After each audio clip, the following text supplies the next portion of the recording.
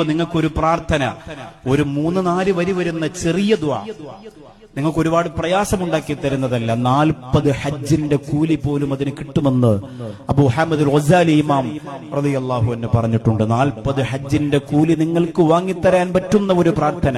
സുബ്ഹാനൽ മുബ്ദി, സുബ്ഹാനൽ ബാഖി, സുബ്ഹാനൽ അലിയിൽ അഅല, സുബ്ഹാനഹു തആല ലാ ശരീക ലഹു ബിറഹ്മതിക യാ